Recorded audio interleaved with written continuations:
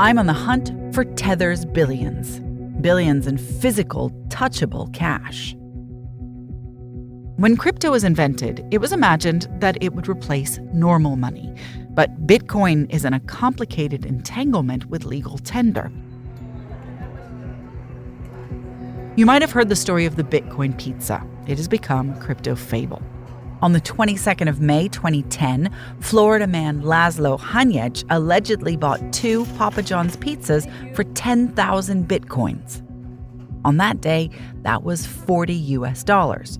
On the day I'm recording this, those 2 pizzas would cost you nearly $170 million. On the day you're hearing this, that figure will be different.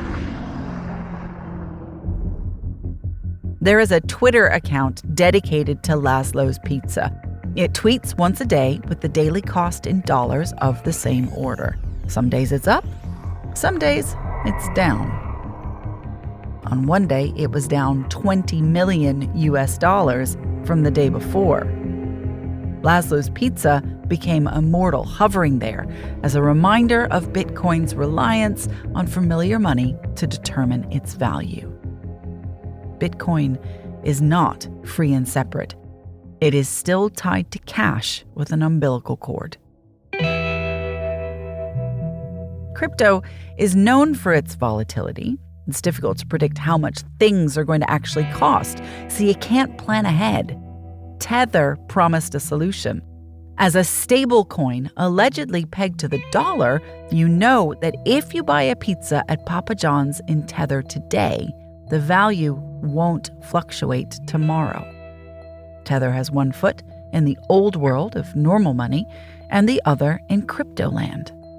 For every Tether in the world, Tether's owners say a real dollar exists or some other asset that is worth $1. But where? I'm hoping to find the foot that Tether has planted in the old world of banking, where everything's written down and accounted for, to prove that they are backed, that they're stable. Part of Tether's story is that for a little while they didn't have a bank at all. That made them both unusual and vulnerable. That was as recently as 2017. If no mainstream bank would take their money, what about somewhere less orthodox? I'm Aleks Krotowski, and this is episode 3 of Real Money from Tortoise.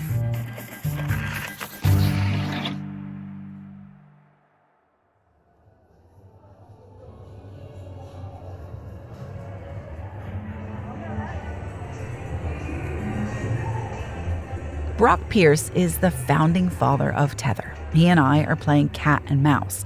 But while this is happening, another strand of our San Juan investigation is getting underway, tracing the money. For many years, it was here in Puerto Rico where Tether kept its cash. So I'm following the footprints. One of the things I'm interested to hear about, like specifically San Juan, is it crypto dense? This is Luke Bedema, a reporter at Tortoise focusing on crypto. San Juan is the capital of crypto. It's where most of the major players base themselves. The sun, the sea, the favorable tax system. If there is a place where the digital and the physical come together, this is it. Just to kick a theory around, if Puerto Rico is the land of the crypto people who've made it, pretty big fish, whales in the ocean, it's got to be that lots of the big players are there. And their business now is mostly with how do I retain the benefits of my crypto holdings? Like how do I bank and get lawyers kind of in the right way? With every new idea, there is a moment when it has to work with what's come before. In my head, when I see them, I call these growing up moments. They're still about change, but change that's more sustainable than burning everything down and starting from scratch. The history of the internet is full of these moments, and crypto is no different. Crypto might want to be separate from everything, but their businesses still have to have lawyers, and they still have to have banks. I mean, that's why it's interesting to talk to some of the lawyers and the bankers and stuff, because they say, I'm a crypto lawyer, I'm a crypto banker, I'm a crypto engineer. That's a whole new world, isn't it? Crypto is still dealing with growing pains. Its crazy volatility scares off a lot of old worlders, not to mention its reputation for being a safe haven for criminal activity. Fraud, money laundering, illegal trade. Banks, traditional brick-and-mortar banks, do not want to take that risk. But some startups have found that they can succeed by acting like a bridge between the old and the new worlds. These are the crypto banks that Luke is talking about. They weigh up the unknown, the unpredictable, with the possibility of huge rewards. And Tether found one of these startups in Puerto Rico, a little bank which took a chance. Noble Bank. You don't need to look beyond Noble's name for clues about how it saw itself. It believed in Tether, and it believed that Tether's money existed. That is where I get my first clear sniff of the money, an appointment to speak with someone at the bank. I'm speaking to Luke ahead of a meeting in San Juan with a man called Martín Perillo. Martín was with Noble Bank when it took on Tether as a client. In the story of Tether, there are certain characters that come up again and again. Brock Pierce, the vagabond co-founder, Giancarlo Devasini, the plastic surgeon chief financial officer, Jean-Louis Vanderveld, the ghost that few seem to have met, and Paolo Ardoino, the chatty chief technology officer. But no one's ever mentioned Martín Perillo. I haven't seen his name mentioned anywhere in reference to Tether. Martín met face-to-face with the Tether founding father, Brock Pierce. Martín Perillo's bank looked after Tether's dollars. Martín must know what happened, and he must have known how much of Tether's dollar backing sat in Noble's bank vaults. So I guess that this is what we want to find out from him. When did he start? What was the trajectory of the company whilst it was working with Tether? The real golden nugget is, did he see anything when it comes to Tether's affairs? Who else was meeting with them? Who else was interested in their finances at the time? Because there's a reason they moved on from Noble Bank. He was definitely involved before the company was dissolved. Martin's actually one of the people who's pretty close to Tether's banking history. Tether used to bank with them until 2018. Their fortunes really turned after Tether stopped banking with them. My name is Martín Perillo. I'm a corporate banking attorney. The first thing you pick up about Martín Perillo is that he has opinions about how things should be. His office is immaculate. So is he. He's a proud Argentinian. He swims laps. He knows tasteful lunch spots, like Don Draper in Mad Men. He does not take kindly to people who don't look put together. He talks a lot about shirts and ties. He cares about appearances. But when it came to Tether, he was willing to look below the surface and take a risk. I think that there's some characters that probably landed from Burning Man and came here. And it's not that we want people in suit and ties, but we want people that can express themselves in an intelligent manner and that can send a message. You can be in a t-shirt for that. That doesn't matter, but don't be eccentric. Eccentricity scares people. And in an area that is so regulated as the financial business, we don't need eccentrics. We need intelligent people. Crypto is full of eccentrics, which makes sense if the ethos of crypto is decentralization. The center is where the old world lives. Crypto promises something away from that center. Martín is tempted by that new frontier. After all, financial services are about taking a calculated risk. And for him, his gut has calculated that crypto is a risk worth taking. I'm going to go back to 2012 when the tax incentive program started. That's when, a lot of people started coming to the island as an option, nothing related to cryptocurrency. A lot of people coming to Puerto Rico, I was starting to get into those circles. And those investors, they started to get interest in cryptocurrency. He goes to the meetups. He mingles, and slowly but surely, he develops a reputation for being a traditional finance guy who is crypto curious. And then comes the day when he takes a meeting that will change everything. So my clients say, hey, I want you to meet some guys that I'm trying to strike a deal on the crypto space. I'm trying to learn. That was 2013, 2014. And when I met those guys were Brock Pierce and John Betts. Brock Pierce and Martin are not an obvious match, but Martin was drawn to the possibilities. I love taking my traditional knowledge into this new world, and it was like a little cult. As all of these faith-based leaps into the future are. Martin takes a huge leap of faith. He starts a new bank, a crypto bank, half in the old world, half in the new. Enter Tether. It was a very risky prospect. It was big, so there was a lot of potential money to be made if they were your client, but it had a lot of baggage. I mean, a lot of baggage. Noble came along for Tether at a very convenient time, though, because at that point they were unbanked. Before Noble, Tether had been cut off from 2 bank accounts in Taiwan and a corresponding U.S. bank. After these accounts were closed, Bloomberg reported that Tether floated the idea of chartering a private jet and flying pallet loads of cash out of the country.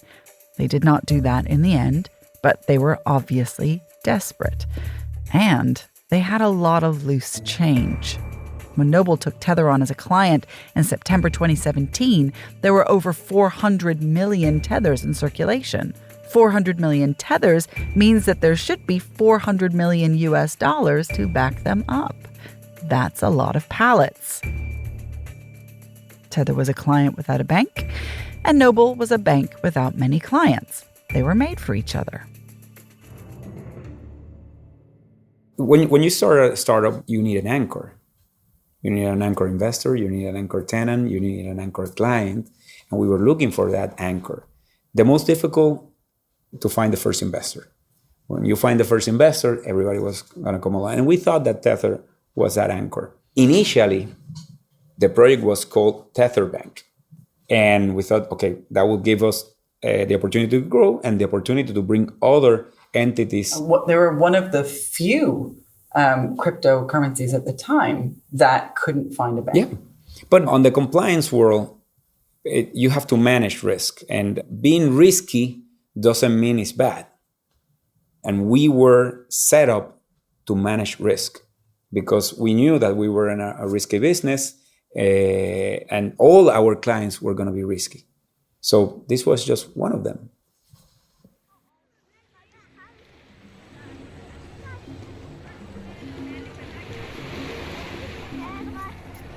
San Juan has an iguana situation.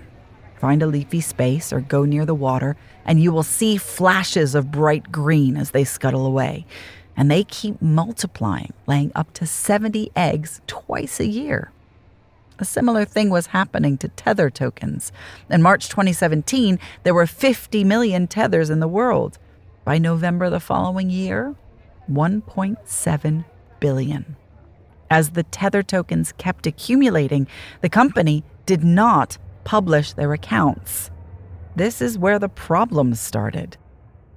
How do you as a bank know that the money is that it actually exists? Yeah, that's a good question. And it's an easy answer, actually. Well, first of all, you do due diligence where the money comes from. Of course, if it comes from Citibank, it's easy. Or JP Morgan, etc. It gets complicated when it comes from other smaller banks, and you have to make sure that it's real. But at least in the U.S., everything is centered in the Federal Reserve Bank of New York. So everything is there. How is there, or how many intermediaries? That's the question. For example, but if you use, another bank in a small island in the Caribbean, then your risk is higher. Does the crypto business, though, does it like to hang out with those other higher risky businesses? Well, I think they take what they can. That's their situation, and I understand them. They cannot be so picky. Nor, it seems, could Noble, so they took them on. And for a while it worked, until it didn't. The rumors grew until the investigators came knocking. So Martin encouraged Tether to show their hand. So we felt comfortable that it was true, but we were trying to tell them, hey, why don't you come clean the right way? But why don't you be honest? Because you should have nothing to hide. And eventually we knew that it's going to affect us. He pauses here. But honestly, we didn't have any control aside from conversation of trying to say, hey, please do something because you're going to get affected. We're going to get affected. And those were the type of conversation. When the subpoenas started to come, it was all downhill because we've been dropped by our correspondent banks. And it wasn't Noble's fault. Actually, it was more on the Tether side because they were being investigated. They started questioning us, about Tether, not about Noble. No, there's nothing about Noble. The rise and the demise of Noble was Tether. Well, it was, wasn't it? It really was. Noble. It was crazy. And then when they left, I don't know the circumstances under which they left, but they left and then they went over to Deltec. Yes. And then not long after, Noble closed its doors. Noble Bank collapsed, and it was a direct result of Tether being investigated. So Tether at that time was powerful enough to break a bank. A little one anyway.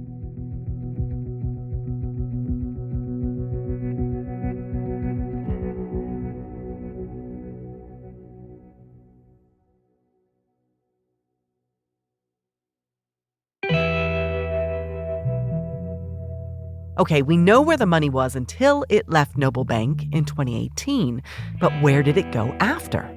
I mean, on the most extreme side, you have people who are basically saying this is a giant fraud, it's a Ponzi scheme, there's probably no money at all. Then you have the crypto people who are like, why would you ever worry about Tether? So, where did the money go once Tether broke Noble Bank? Deltec. Deltec Bank and Trust. Deltec is based in the Bahamas. When I think of the Bahamas, I think of palm trees, white sand, an idyllic spot.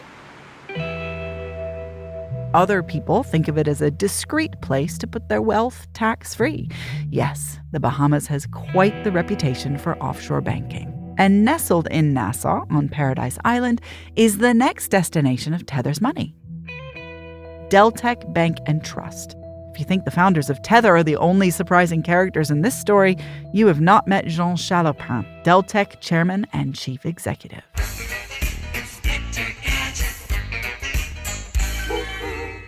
Before we start, Inspector Gadget. You guys remember that show? A guest today is the creator of Inspector Gadget. Not only is the CEO and chairman of Deltec Group, but also probably a show that marked the childhood of many of us in the room and probably actually pioneered innovation and many innovations as well that we know. Is it more surprising to go from a starring role in The Mighty Ducks to dreaming up Tether, or from dreaming up Inspector Gadget to becoming Tether's banker? It's a close call, but that was Jean Chalopin's career path. And of course, we were desperate to speak to him. My producer, Joanna, had a bunch of Zoom calls with Jean Chalopin's team to speak about the Tether cash. They told us that Jean Chalopin himself was happy to talk to us, and we twice had arrangements to meet him. But the green light suddenly turned red when Deltec's lawyers got involved. They stopped any interviews with Deltec literally moments before we bought the flight ticket.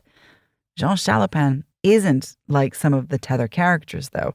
He is not a ghost. Before his lawyers got twitchy, he was happy to go on stage at crypto events like this one called Crypto Bahamas, a cryptocurrency networking event in April 2022. So you can get an idea of him. Thank you.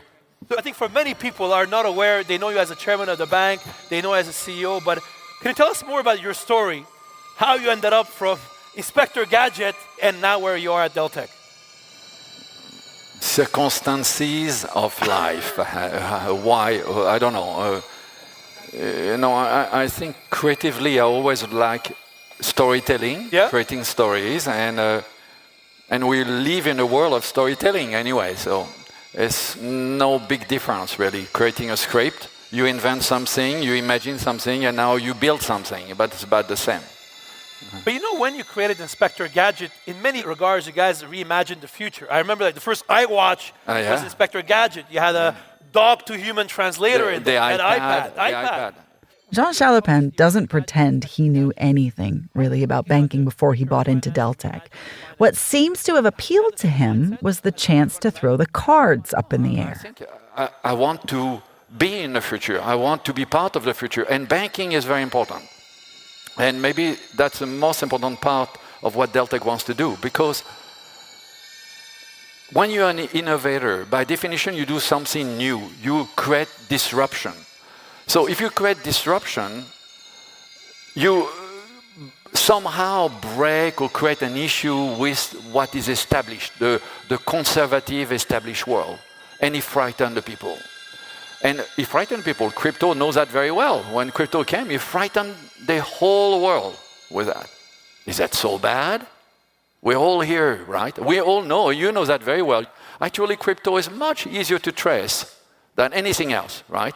So, as a bank, it's our duty to help innovators instead of spending 90% of their time in regulatory matters and governance. So we can help a lot. And I think that's the role of a bank. There's an interesting clue there. Old banks spend too much of their time dotting I's and crossing T's. But if Deltec was going to do less of that, how was it going to spot problems? And actually, FinCEN love crypto because you can trace it. 5 years, 10 years from now, everything you have done wrong is still in the system. The cash I have in my pocket, you don't know who touched it. Nobody wants to compromise and deal with bad guys.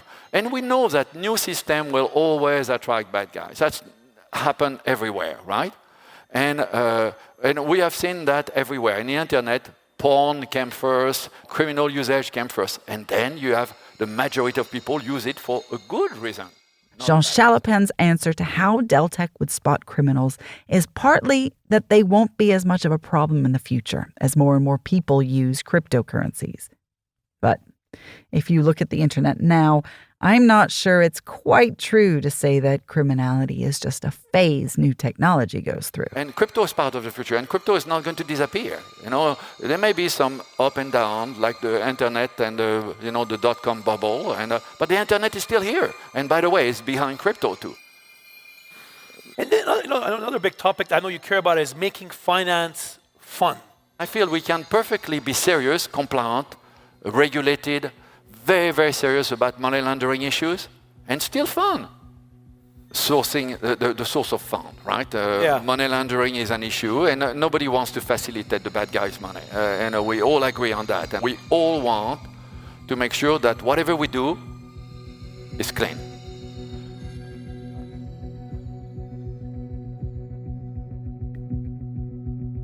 How did Tether's money end up in the bank of the creator of the Inspector Gadget cartoon?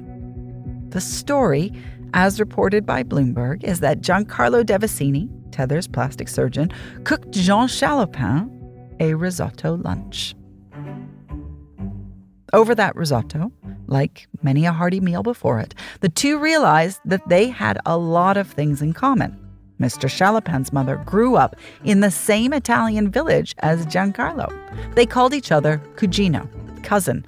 They bought houses next to each other in the Bahamas. Later on, bought the waterfront out front and split it between them. One thing led to another, and they started to do business together. And Deltec made a home for Tether's money. But how much money exactly? What Tether's critics have been clamoring for is a full audited set of its accounts. That is what would get me the $1 million reward as well, of course. It's the gold standard of financial reporting. But there is another way to reassure authorities or investors that your sums add up. It's called an attestation. An attestation is like writing your answer to a maths exam question without scribbling the workings out in the margin. It is a single sum, a snapshot of an account on one given day. That is the difference between an audit and an attestation. A company's history is laid bare in an audit. No one looks at the history in an attestation. They just look at the latest information. And that is what Deltec did for Tether. The bank released one of these written statements with actual numbers on behalf of Tether, showing how many dollars it had in its safe on the day of the attestation. Dear Sirs, we hereby confirm that at the close of business on the 31st of October 2018, the portfolio cash value of your account with our bank was $1,831,322,828. That was the proof that the money was there on that day. The amount of tethers in circulation on that day was 1.7 billion. So Deltek had shown that it had more than enough cash to support those circulating tethers.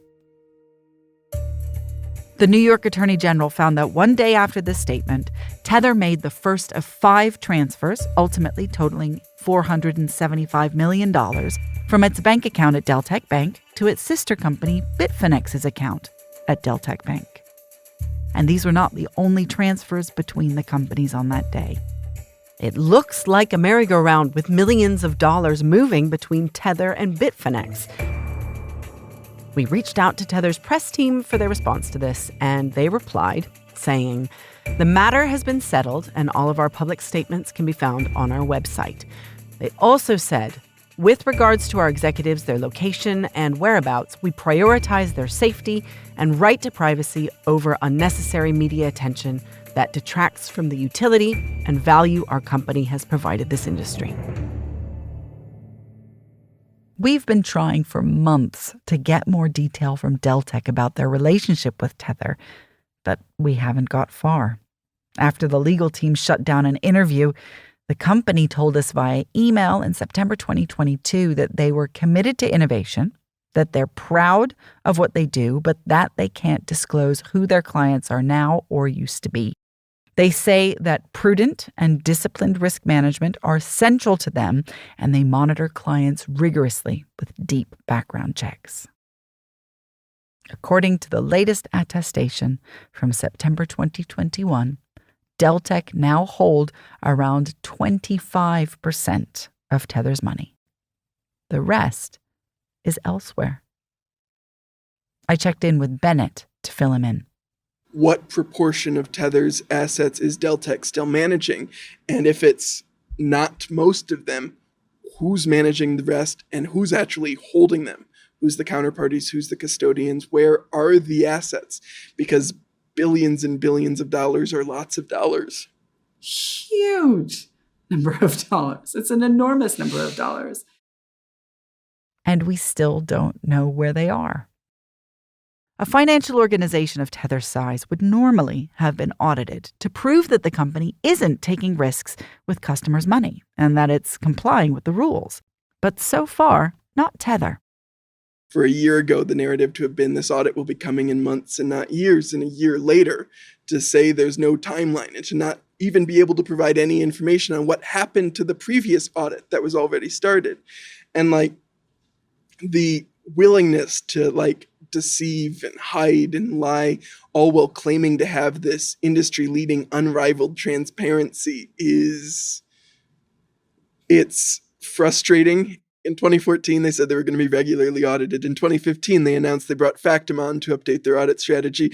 In 2017, they brought on Topsun. In 2017, they brought on Friedman. In 2018, Fries, Sporkin and Sullivan, and then Deltek, and then MHA, and then more, and then still no audit. These are all auditors who Tether has cut ties with, often right before the audit was due to be released.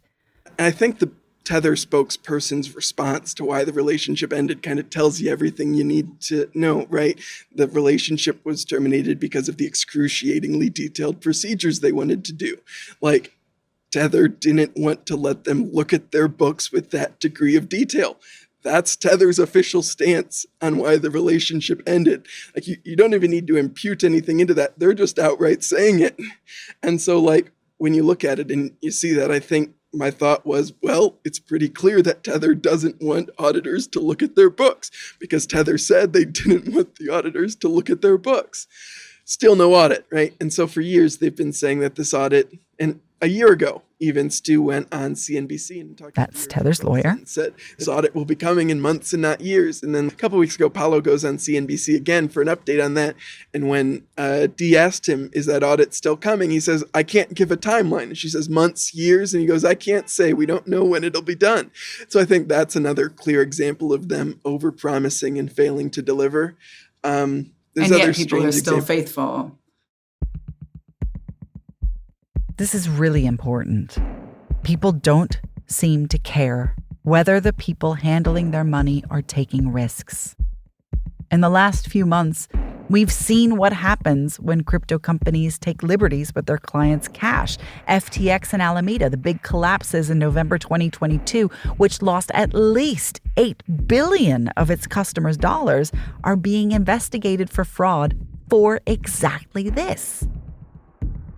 But let's return to something that we mentioned over the last few episodes. Crypto is not just about making big bucks. For the people who are running this space, they believe they are taking over the world to create a new financial utopia, one where they call the shots without any interference by banks or governments. We've heard about this from Tether founder Brock Pierce and from its CEO, Jean-Louis Vandervelde. And this story about the utopia is so compelling that it's starting to get in the heads of very powerful people who are running countries that are looking for a way to be autonomous, separate from the US dollar. Tether is being sold to these people as the solution. In the next episode, we're going to go to El Salvador, a country that's had Bitcoin as its national currency since September 2021, where Tether execs have sat in that country's parliament and have been instrumental in presidential policy. Next time, we see what happens when crypto stops being just an idea and becomes real money.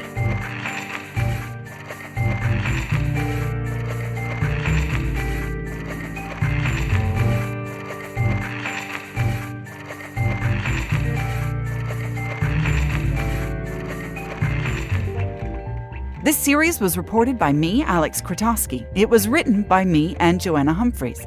The producer is Joanna Humphreys. Additional reporting by Luke Bedema. Sound design is by Carla Patella. Original theme is by Tom Kinsella. Additional production by Rebecca Moore. With thanks to Bennett Tomlin and the team at Tortoise, Nate Anderson, Ben Hammersley, and Carl Bergstrom. The executive producer is Carrie Thomas.